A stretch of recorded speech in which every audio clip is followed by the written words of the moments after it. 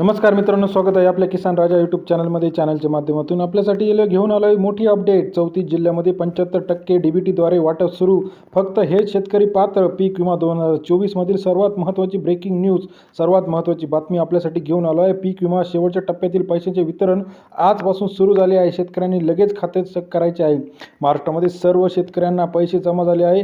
DBT portal अंतर्गत 2024 खरीप रब्बी जे काय हंगाम आहे याच्यातील ₹1 पीक विम्याचे पैसे शेतकऱ्यांच्या खात्यावरती थेट जमा व्हायला सुरुवात झाली आहे.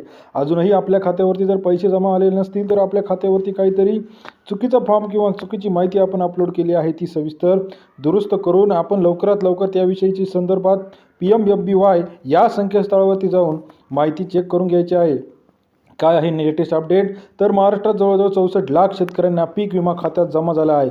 पहिला 25 अग्रिम टक्के जमा झाला होता. आता 75% राहिलेल्या सर्व ठिकाणी DBT अंतर्गत पैसे जमा व्हायला टप्प्याटप्प्यात सुरुवात झाली आहे. आपल्या ठिकाणी पैसे आले का नाही हे आपण चेक करायचं आहे.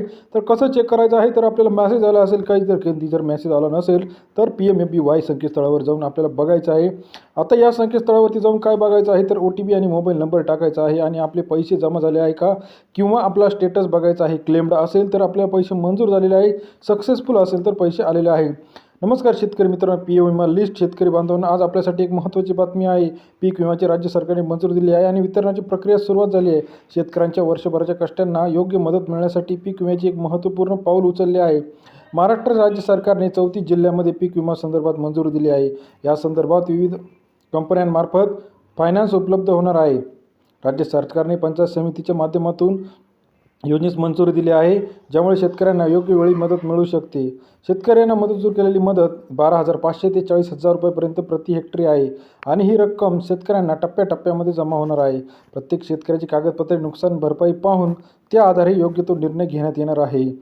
परंतु आता बघा, ज्यांनी पैसे जमा केले होते, काही दिवसापूर्वी काही शेतकऱ्यांच्या अनेक तक्रारी आल्या होत्या, कारण केलेल्या अर्जावर अपेक्षित तो निर्णय येत नव्हता. परंतु आता शासनाने एक महत्त्वपूर्ण निर्णय घेतला आहे आणि त्याच्या माध्यमातून आता पैसे लाभ भेटण्यास सुरुवात झाली आहे. तर आता कोणाला लाभ भेटला आहे? तर 55 पिकांना, त्यामध्ये सोयाबीन, ऊस, तांदूळ, मका, भात या 55 पिकांना लाभ भेटला आहे. शेतकऱ्यांनी आपले पीक विमा योजनेमध्ये समाविष्ट केले पाहिजे आणि पीक विम्याचा अर्ज करताना वितरणाच्या यादीमध्ये आपलं नाव आहे का नाही ते चेक करणं गरजेचं आहे. महाराष्ट्रात बीड असेल, सांगली असेल, लातूर असेल, पालघर असेल, रत्नागिरी असेल, या सर्व ठिकाणी पीक विमा जमा झाला आहे. किती कोणत्या तालुक्यात पीक विमा जमा झाला आहे हे आपल्याला संकेतस्थळावरती उपलब्ध आहे. PMFBY संकेतस्थळावरती जाऊन आपल्याला बघायचं आहे की आपल्या तालुक्यात, आपल्या जिल्ह्यात आत्तापर्यंत पैसे जमा झाले नाही.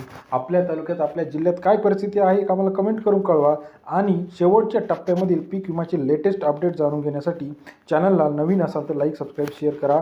आपण चॅनलच्या माध्यमातून पीक विम्यावरती लेटेस्ट अपडेटेड माहिती आपल्यासाठी सांगत आहोत. व्हिडिओ जर तुम्हाला आवडला असेल, लाईक, सबस्क्राईब, शेअर करायला विसरू नका. आपण कोणत्या तालुक्यातून, कोणत्या शहरातून आमचा व्हिडिओ बघत आहात कमेंट करून सांगायला विसरू नका. धन्यवाद मित्रांनो.